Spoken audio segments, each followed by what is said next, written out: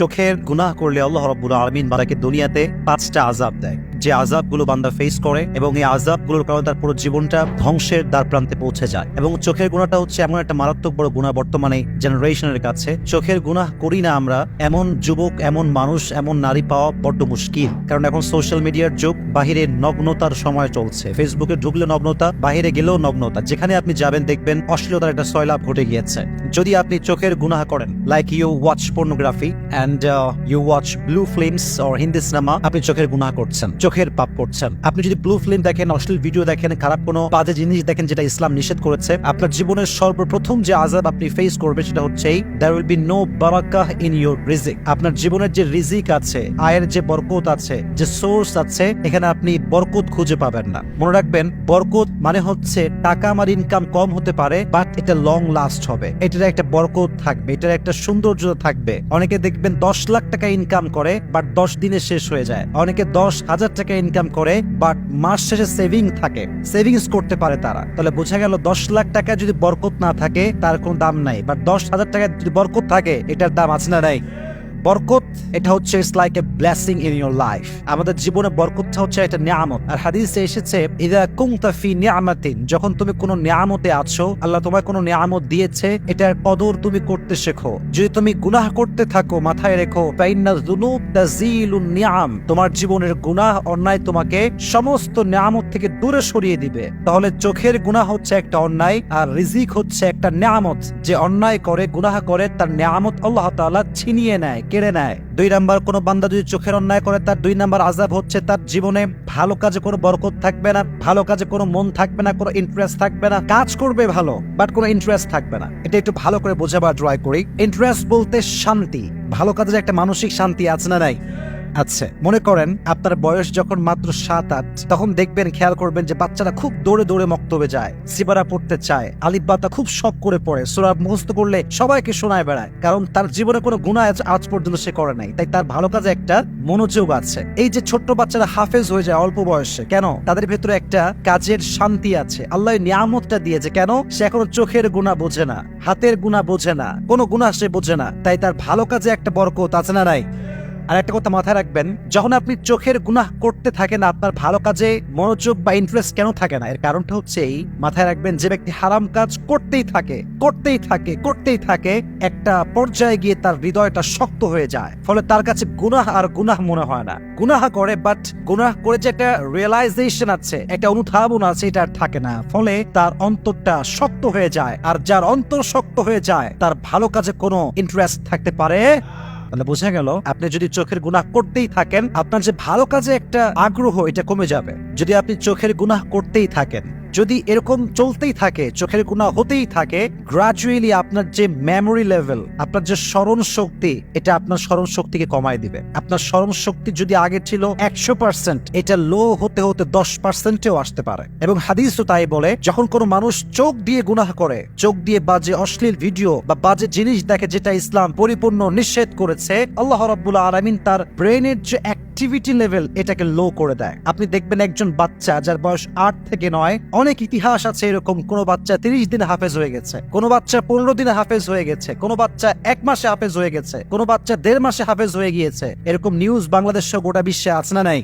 কারণ তার চোখের গুনাহ নাই, তার ব্রেনের অ্যাক্টিভিটি লেভেল হচ্ছে খুবই হাই, সে একবার পড়লেই মুখস্থ হয়ে যায়। দেখবেন যাদের বয়স বাড়তে শুরু করে, গুনাহ বাড়তে শুরু করে, আর যত গুনাহ বাড়তে শুরু করে, দেখবেন স্মরণ শক্তি কমে আসে। অনেকে বলে, হুজুর আমি পড়ি, বাট মনে থাকে না। হলে যাওয়ার আগে অনেক পড়েছি, এক্সাম হলে যাওয়ার আগে, বাট হলে গিয়ে ভুলে গেছি। কেন ভুলে গেছে? ইটস বিকজ চোখের গুনাহ। চোখের গুনাহ যে যত বেশি করে, তার ব্রেন শক্তি তত বেশি কমে আসে। আল্লাহ রাব্বুল আলামিন সবাইকে চোখের গুনাহ থেকে হেফাজত করুক, সকলেই পড়না আমিন। 3 নাম্বার আযাব। 4 নাম্বার আযাবটা বড় মারাত্মক, এন্ড ইটস ভেরি সেনসিটিভ। আচ্ছা বলেন তো, কিয়ামতের দিন বান্দাকে সবচেয়ে গুরুত্বপূর্ণ একটা ইবাদত সম্পর্কে জিজ্ঞেস করা হবে। এই ইবাদতের নাম কি বলেন তো? বলেন নাকি? নামাজ। Everyone will be asked about salah. The first question will be about your salah. প্রথম প্রশ্ন হবে, have you performed the salah? নামাজ কি ঠিকঠাক পড়েছো? This will be the first question in the day of judgment. কিয়ামতের কঠিন ময়দানে প্রথম কোয়েশ্চেন বা প্রথম প্রশ্ন হবে নামাজ সম্পর্কে। হাদিসে এসেছে যে ব্যক্তি চোখের গুনাহ করতেই থাকে, আল্লাহ রাব্বুল আলামিন তার নামাজে যে মনোযোগটা ছিল এই নামাজে মনোযোগটা কেড়ে নেয়। নামাজে আর তার কোনো মনোযোগ থাকে না। আস্তে আস্তে তার নামাজটা মিনিংলেস নামাজ হয়ে যায়। কেমন মিনিংলেস? নামাজ পড়ছে এইখানে, মন আছে বিদেশে, মন আছে পার্কে, মন আছে আর এক জায়গায়, এরকম হয় না? দেহ আছে এখানে, মন আছে আর এক জায়গায়। এর কারণ হচ্ছে চোখের গুনাহ করলে নামাজের ভেতরে যে কনসেন্ট্রেশনটা এটা অটোমেটিক্যালি উঠে যায়। এজন্য যারা বলেন যে হুজুর নামাজে মন নাই, I can not concentrate in my salah, একটু চেক করেন নিজেকে যে আপনি কি চোখের গুনাহের সঙ্গে জড়িত আছেন কিনা। যার চোখের গুনাহ যত বেশি, নামাজের সঙ্গে তার কানেক্টিভিটি তত বেশি কম। 5 নম্বরটা হচ্ছে সবচেয়ে বড় মারাত্মক। 4টা বলেছি, অবশ্যই এটা ক্ষতিকর, অনেক বড় আযাব। 5 নম্বরটা আরো বিশাল বিশাল বড় আযাব। আযাবটা হচ্ছে যেই বান্দা চোখের গুনাহ করে, চোখের অন্যায় করে, চোখ দিয়ে ব্লু ফিল্ম দেখে, অশ্লীল ভিডিও দেখে, আল্লাহর হাবিব বলেছেন চোখের গুনাহ যে করে মৃত্যুর সময় তার জবানে কালেমা নসিব হবে না। বলেন নাউজুবিল্লাহ। কালেমা নসিব হবে না, তার জবান দিয়ে কালেমা বের হবে না। সে যতই ট্রাই করুক না কেন তার জবানে কালেমা আটকে যাবে, সে কালেমা পড়তে পারবে না। ইটস বিকজ চোখের গুনাহ। চোখের গুনাহ আপনার কালেমাকে কেড়ে নিবে। আপনার মৃত্যুর সময় ইমানি হালাতকে কেড়ে নেওয়ার শক্তি এই চোখের গুনার ভেতরে আছে। খবরদার, খুবই স্বাভাবিক এবং খুবই এ বিষয়ে আমাদেরকে মাথায় রাখতে হবে যে মৃত্যুর সময় যদি জবানে কালেমা নসিব না হয়, এটাকে আমরা স্বাভাবিক ভাববো এই হিসেবে যে সে চোখের গুনাহ করেছে, তাই তার এই আযাবটা আল্লাহ রাব্বুল আলামিন তাকে দিয়েছে। এজন্য প্রিয় ভাইরা, যতই অন্যায় আমরা করি না কেন তওবা তো অবশ্যই করব এবং ট্রাই করব যেন চোখের গুনাহ থেকে বাঁচা যায়। পাশাপাশি এটা থেকে বাঁচার জন্য কিছু টিপস আমি আপনাদেরকে দিব। যদি আপনার ফেসবুকে কানেক্টিভিটি খুব বেশি থাকে, চেষ্টা করবেন যত বাজে অ্যাড আছে এগুলোকে বন্ধ করা যায় কেমন করে, 1 নাম্বার। 2 নাম্বার হচ্ছে কোনো সিনেমার কোনো পেজ বা সং এর কোনো পেজ বা অশ্লীল ভিডিও আপ দেয় এরকম কোনো পেজে লাইক দেওয়া যাবে না, কমেন্ট করা যাবে না, ফলো করাও। যত বেশি পারেন ভালো ভালো পেজে লাইক দিবেন, কমেন্ট করবেন, ফলো দিয়ে রাখবেন। এতে করে আপনার সামনে বারবার ভালো ভালো ভিডিও শো করবে এবং আপনি নিজের নফসকে কন্ট্রোল করতে পারবেন। আর সবচেয়ে বড় মারাত্মক বিষয়টা হচ্ছে যখন আপনি একটা চ্যানেল সাবস্ক্রাইব করছেন যেটাতে সবসময় নগণ্য ভিডিও আপলোড হয়, ওটার নোটিফিকেশন যখন আপনার কাছে আসবে, অ্যাজ এ মুসলিম অথবা as a normal man, you will not able to control yourself from this video. কারণ হচ্ছে মানুষ তো মানুষ মাত্রই ভুল। যখন নোটিফিকেশন চলে আসবে আপনার মন চাইবে একটু দেখি, তো এই ভিডিও থেকে আপনি নিজেকে বাঁচাতে পারবেন না। এজন্য ট্রাই করবেন সমস্ত বাজে চ্যানেল, বাজে পেজ এগুলোর থেকে নিজেকে দূরে রাখবেন। পারলে ব্লক করে দিবেন একদম সোজা। দেখবেন যে আস্তে আস্তে আস্তে আস্তে আপনার চোখের গুনাহের সংখ্যাটা কমে আসবে। আর যত এটা কমবে আপনি রিজিকে বরকত পাবেন, নামাজে মনোযোগ পাবেন, আপনার জীবনে আল্লাহ ব্লেসিং দিবে। পাশাপাশি মৃত্যুর সময় আপনার জবানে কালেমা নসিব হবে এবং পাশাপাশি আপনার প্রত্যেকটা ভালো কাজের মধ্যে আপনার মনোযোগ বাড়ায় দিবে। একজন আওয়াজ দিয়ে বলেন তিনি কে? তাহলে আমরা 5টা আযাব জেনেছি, আমরা রিপিট করছি, দেন আমরা শেষ করব।